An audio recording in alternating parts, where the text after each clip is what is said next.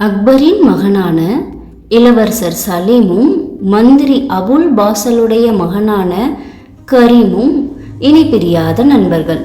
அவர்களது நட்பு நாளுக்கு நாள் வளர்ந்து கொண்டே போனது. எங்கு சென்றாலும் இருவரும் சேர்ந்தே செல்வார்கள். இதனால் தங்களது கடமைகளை மறந்து ஊர் சுற்றுவதையே வழக்கமாக கொண்டிருந்தார்கள். ராஜ்யத்தில் எத்தனையோ பிரச்சனைகள் இருக்க அவர்கள் இருவரும் அரட்டை அடித்து கொண்டும் விளையாடியும் பொழுதை கழித்தனர். இவர்கள் இவ்வாறு இருப்பது அக்பருக்கு பிடிக்கவே இல்லை. அவரது மந்திரியும் ஆருயிர் நண்பருமான அபுல் பாசலுக்கும் பிடிக்கவில்லை. இந்த இரு தந்தையரும் மகன்களின் பொறுப்பில்லா செய்கையால் மிகவும் வருந்தினர். அவர்கள் இருவரும் வயது வந்த பிள்ளைகள் என்பதால் அவர்களை கண்டிக்கவும் முடியாமல் என்ன செய்வது என்று தெரியாமலும் தங்களை தாங்களே சமாதானப்படுத்திக் கொண்டனர். அக்பர் தனது கவலையை பீர்பாலிடம் சொல்லி வருந்தினார். அத்துடன் பீர்பாலிடம், அரசர், இந்த இருவரின் நட்பும் எதிர்காலத்தில் அவர்களுக்கே நன்மை செய்யாது. எனினும் அவர்கள் இருவரது நட்பிற்கும் பங்கமும் வந்துவிடக் கூடாது. ஆனால் அவர்கள் சில காலங்கள் பிரிந்தாக வேண்டும். இது உன்னால் முடியுமா என்று கேள்வி எழுப்பினார். அதற்கு அக்பரிடம் பீர்பால், அரசே, தங்களது கூற்று சரிதான். இப்படியே விட்டால் அவர்கள் இருவருமே ஒருவரை ஒருவர் கெடுத்து கொள்வார்கள். என்னால் அவர்களின் நட்பை பங்கப்படுத்தாமல் அவர்களை சில காலங்களுக்கு பிரிக்க இயலும். தாங்கள் இனிமேல் இதை நினைத்து கவலை கொள்ள வேண்டாம். உங்கள் உடல் நலனில் அக்கறை செலுத்துங்கள். மீதியை நான் பார்த்து கொள்கிறேன் என்று கூறிவிட்டு புறப்பட்டு சென்றார். அடுத்த நாள் வழக்கம் போல அக்பரின் சபை கூடியது. அனைவரும் வந்திருந்தனர். சலீமும் கரீமும் அருகருகே தோழமையுடன் அமர்ந்திருந்தார்கள். அப்போது பீர்பால் கரீமை பார்த்து புன்னகைத்தார். பிறகு அவனை அன்புடன் அழைத்து அரசரின் அனுமதியுடன் பீர்பால் அவனுடைய காதில் ரகசியம் சொல்வது போல உதடுகளை நெளித்து அபிநயம் செய்தாரே தவிர ஒன்றும் அவனிடம் சொல்லவில்லை.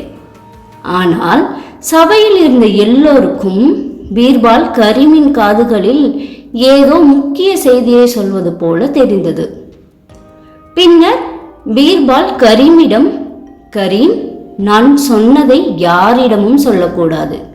இந்த ரகசியம் உனது ஆத்ம நண்பர்களுக்கு கூட தெரியக்கூடாது. புரிகிறது அல்லவா என்றார். கரீமுக்கு ஒன்றுமே புரியவில்லை.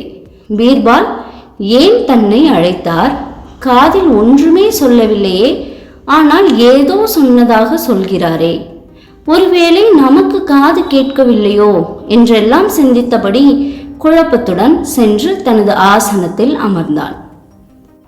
அப்போது இளவரசன் சலீம் நண்பன் கரீமிடம் கேட்டான், பீர்பால் உனது காதுகளில் ஏதோ சொன்னாரே, அப்படி என்ன சொன்னார் என்று. அதற்கு மந்திரியின் மகனான கரீம், நண்பா சலீம், பீர்பால் என்னிடம் ஒன்றுமே கூறவில்லை என்றான். அவன் உன்னிடம் ஏதோ கூறியதை இங்கு சபையே பார்த்தது. சரி, ஒரு வேளை உனக்கு இங்கு கூற தயக்கமாக இருந்தால் வெளியே வந்து சொல் என்றார் சலீம். பிறகு இருவரும் வெளியே வந்ததும் சலீம் கரீமை தனியாக அழைத்து, பீர்பால் உன்னிடம் என்ன சொன்னார், இப்போதாவது சொல் என்று கேட்டார். ஒன்றுமே சொல்லவில்லையே நண்பா என்றார் கரீம். நீ போய் கூறுகிறாய். என்னை பற்றித்தான் ஏதோ உன்னிடம் அவர் குறை கூறி இருக்கிறார். ஆனால் நீ என்னிடம் அதனை சொல்ல விரும்பவில்லை அல்லவா என்று மிகவும் கோபத்துடன் கேட்டார் சலீம். சத்தியமாக பீர்பால் என்னிடம் ஒன்றுமே கூறவில்லை, என்னை நம்பு என்றான் கரீம். உடனே சலீமின் கோபம் எல்லை மீறியது. இவ்வளவு நாட்கள் உன்னுடன் உயிருக்கு உயிராக பழகியதன் பலனா இது? என்னிடமே நீ போய் கூற தொடங்கிவிட்டாய். இனிமேல் உனது சவகாசமே வேண்டாம் என்று கோபித்து கொண்டு போய்விட்டான் சலீம். அன்றைய தினம் முதற்கொண்டு இருவரும் ஒருவருடன் ஒருவர் பழகுவதை கூட நிறுத்திவிட்டனர். நாட்கள் செல்ல செல்ல இந்த இருவரும் இராஜாங்க விஷயத்தில் கவனிக்க தொடங்கினார்கள். இப்படி இவர்களுடைய நட்பு சிறிது விரிசல் அடைந்தாலும் சிறிது காலத்திற்கு பிறகு பீர்பால் அவர்களிடம் தான் என்ன செய்தேன் என்பவற்றை தெளிவாக உணர்த்தினார். இப்படியாக மீண்டும் அவர்களது நட்பு தொடர்ந்தது. இதனை கண்ட அக்பரும் அவரது நண்பரும் மிகுந்த சந்தோஷத்தில் பெருமை கொண்டார்கள். இருவரும் பீர்பாலுக்கு நன்றி கூறினார்கள். நன்றி.